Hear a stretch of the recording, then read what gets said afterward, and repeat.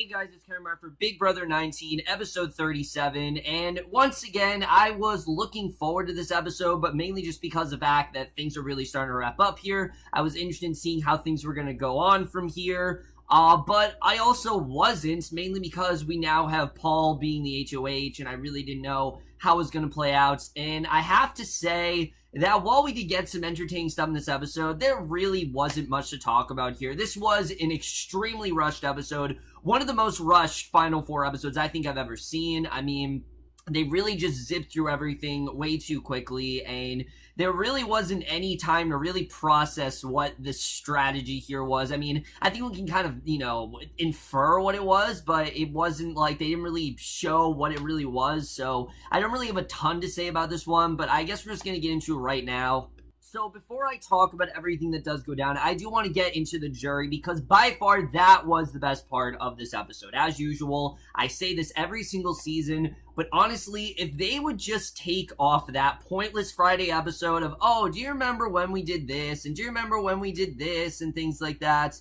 and replace it instead with, us actually getting to see the jury for a whole episode, I think would be a lot more worthwhile because that episode doesn't really get any traction whatsoever. I mean, that's probably like the least watched episode of the season. No one cares about that episode. I might not even watch that episode because, hell, we already got a recap episode. So if they were to just replace that with a jury episode, I think it would really benefit them. But again, I'm not Les Moonves. I don't run CBS, but whatever.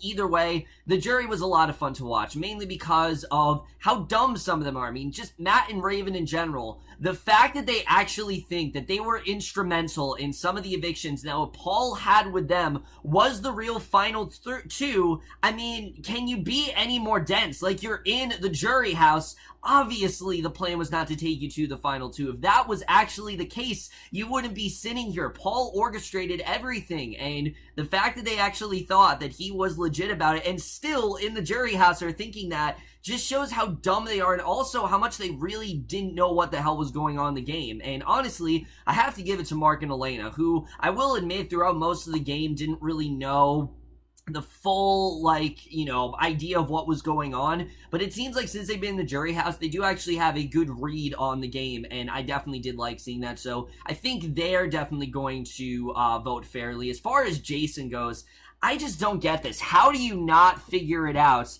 that Paul was the one that betrayed you? There's no way that Alex would ever go against you. I don't understand how he can't put two and two together. It's baffling. It really is. I don't get how Jason can't put that together. And then Alex coming in and them apologizing or whatever. Just really stupid to watch and everything. But I did really love at the end of the jury segment when Mark talked about how they were all kind of pulled by Paul's strings, and then Cody said that he wasn't. I thought that was definitely a lot of fun to watch. I always really do love the jury segments. This one was no different. I really did love what we got here. Wish we got to see a lot more because, like I said, I think the jury is one of the more interesting aspects of Big Brother that they don't touch upon.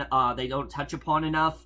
But it was definitely cool to at least see a brief glimpse of what's going on here. I definitely did enjoy seeing that. So now we're going to get into the main stuff that did happen in this episode, which there really isn't a lot to talk about. Paul, no surprise, actually does nominate Josh and Kevin, which we know very well. This is mainly because him and Christmas are in a thing, but they're not really calling it a showmance. If you guys have seen on the live feeds, they've been cuddling a lot. They've been together a lot. It's pretty clear that these two do in fact have feelings for each other, or at least we think they do, but they're not calling it a showmance. It's really weird that we're this late in the game and now it's happening. I don't think I've ever really seen that develop. But it was obvious he wasn't going to put up Christmas for that reason.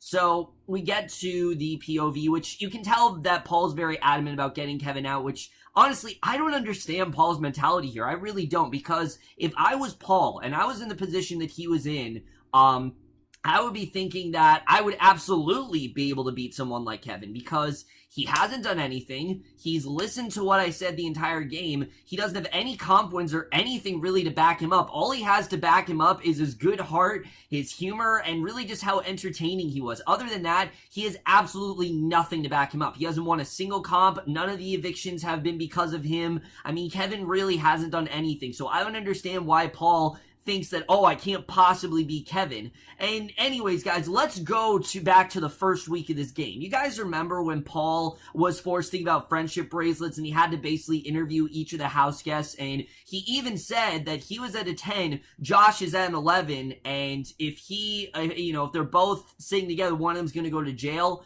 The fact that Paul actually thinks that he can beat Josh, I don't understand. I really don't understand at all. It's just completely mind-boggling, and I don't understand it, because Josh is totally the person that Paul should think, oh no, I definitely can't possibly beat him. He's just as good, which, yeah, I mean, Josh, yes, a lot of his speech has been very incoherent, but I think he's just as much of a powerhouse as Paul. He knows how to talk a good game, and he's also the person who is most he's most focused on going after Paul. He is the one that actually is anxious to do that. The other house guests don't want to do that, and the fact that Paul thinks that he can't be, that Josh can't beat him is just ridiculous. I don't really understand that at all, but in the end, Paul, for some reason, wins the POV, which I don't understand this at all. I mean, he did not need it. There was no reason why he actually got this one. It just felt like oh yeah, look, I got another win, whoop-de-doo. Like, I didn't understand why Paul needed this win. It just felt really unnecessary to me. But we do get to the live eviction, and basically Paul, he doesn't use the veto. He decides that he's going to, Christmas actually does decide, no shocker here, she does in fact evict Kevin, which I thought Kevin's speech was nice. He talked about how he was close with Paul, and I could see Kevin definitely voting for Paul. The problem with Kevin is that he just didn't really know what was going on in the house, but it's not entirely his fault. It's really because everyone thought he was this huge threat, which I still don't understand. What about Kevin is intimidating? I don't get it. There's nothing about him when you see this guy, oh yeah, he's definitely intimidating. I don't understand it. There's nothing about Kevin that says he's the one controlling the game. Nothing says that to me at all. And I get that some of these, big players have been under the radar, like Derek was like that in his season, but I mean, it's pretty obvious what's going on. I don't understand why they thought Kevin was the one controlling everything. But basically, Kevin's sent out, and we get to the end. We do have Christmas, Paul, and Josh in our final three, which is basically what I wanted, and that's really all I have to say here, honestly. So that's really everything that happened in this episode. Like I said, not really a ton going on. Very rushed, not a lot of conversation and things like that. Not a lot of time to really strategize or anything. I get that it was rushed, obviously, but for me, I didn't really feel like there was a ton going on here. I really just want to talk about what's going to happen in this finale, because 1 week from tonight, Big Brother will be over. I mean, tomorrow, 1 week from yesterday would have been the finale. But obviously, you guys won't see me again until the finale. I'm not going to review the fucking Friday recap episode. There's nothing to talk about. There's no reason for me to do that. First of all, let's talk about Christmas, because what a waste of a house guest this really is. I mean, I remember going into the season thinking Christmas had so much potential. She had the right kind of mindset where she didn't want to showmance. She was rough. She was strategic. She was ready to compete. I mean, I just thought she was going to be this great house guest. And then what happens, of course, she injures her foot. And all right, okay, she injures her foot. Maybe she gets into alliances with people. But no, she just stayed way too close to Paul. And just like Alex, I think her downfall in this game is allying with Paul. Because after that, she just didn't really do anything and just have Paul make all her decisions for her. Quickly started to, I guess, develop these feelings for him, and now we're in the final three HOH, and Christmas might not even be able to compete in the majority of the last few competitions. So it's really unfortunate for her, because I understand that Christmas wanted to, be kept around, but if I was Christmas, I really would have tried to leave at this point, because there's no way that I am going to be able to compete in these final three HOHs. It's just not going to happen. I mean, the first part's usually very physical. It involves, like, climbing on things and falling down and lots of rain, and there's no way Christmas is going to be able to compete in that. And then the final two is the whole, like, where you're on the zip line, you have to try to remember all the order of the house guests that left, and there's no way Christmas can be able to do that either. So the only thing that Christmas can be able to do is probably the final three HOH, which there's no guarantee she's actually going to win that. So Christmas is kind of fucked, honestly. And if I was Christmas, I'd be very worried heading into this final three, because if you don't win the final HOH and you don't have any sort of record whatsoever, there isn't really a chance that you're gonna win. I mean, I think Christmas out of everyone has the least chance of winning, honestly. She really does. And again, it's mainly because of the fact that she really didn't do much. While Josh, I think, yes, he does a very incoherent speeches, and yes, he does cry a lot. I think that's gonna be his biggest downfall. Is he going to get emotional, or is he gonna take it from a more like friend perspective, which that's what Josh needs to do. He can't do the whole, oh, I love you all and I'm gonna miss you. You can't get emotional because it just makes you look weak. That's all it does. It makes you look weak.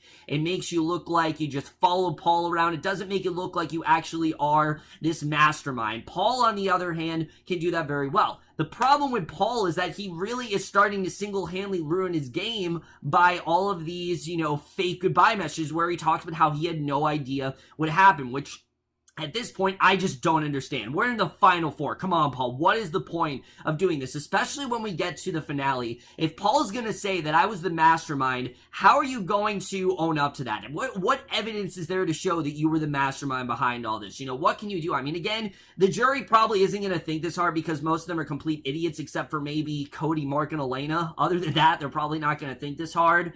But these are things to just really think about. Just think about it, guys. These are things to really, I think the jury should take an interest in, and I think that's something that Dr. Will is probably going to tell them with, which that's going to be fun. When Dr. Will schools the jury, it's always fun to watch, but this jury especially, it's going to be hilarious to watch. I can't wait to see the way that goes down. Overall, guys, that's really it. I really don't have much else to say concerning this season because, I mean, there's not really much left to talk about. I mean, we got the final three, and we'll have to see the way that really does play out. And again, if Paul wins, then congrats to him. He played a fantastic game, but if he doesn't win, I think it's going to be his fault. I really do think it is. If Paul doesn't win, it's going to be because of these goodbye messages and because of the fact that he hasn't been honest with people. If Paul had just been straight up with people, then I think he'd be in a much better position at this point. I'm not saying throughout the game you need to be, but at this point in the jury, that's when you need to start being straight up with people, and Paul just wasn't. And I think if he was, then he'd be in a much better position. And unfortunately, that's not the case. Or even better, just say, hey, I'm gonna miss you, good luck to you, whatever. Don't do the whole, lying thing. That really is what's hurting Paul, and I think definitely, if he doesn't win, I think that's gonna be the main cause of his losing in this game. But we'll have to see the way that really does play out. Other than that, guys, that's really it for this video. Hope you guys enjoy it. I know this was one of the shorter Big Brother reviews I've done, but like I said, I didn't really have much to talk about here. This episode was really rushed. There really wasn't much to get into. But the next time you guys will see me is in the finale, which I honestly am looking forward to. I'm glad that it's 2 hours because it's always rushed as hell, and it seems like they're always just going through things so fast, like the jury questioning, and then they go to this, and then this, and then they have sometimes they get the final five, the other people who aren't in the jury times to speak, but sometimes they don't at all, so maybe we'll actually have some time for that. I just feel like it's gonna flow a lot better, and I'm glad it's actually 2 hours, but that's the next time you guys will see me. Let me know what you guys thought of this episode. Love your thoughts on it. What do you think is going to happen in the finale? Who do you think has the best chance of winning? For me, I think it's neck and neck between Paul and Josh. Christmas, I can't see it. I can't see a scenario happening where Christmas wins the game. I'm sorry, I just can't. I don't think she has a really good track record. Yes, she's a good way of speaking, but I just don't think she has enough really for her to say, yeah, I should definitely win. But that's in my review. Hope you guys enjoyed. We'll see you guys in my next video, and I will see you guys for that. Okay, bye.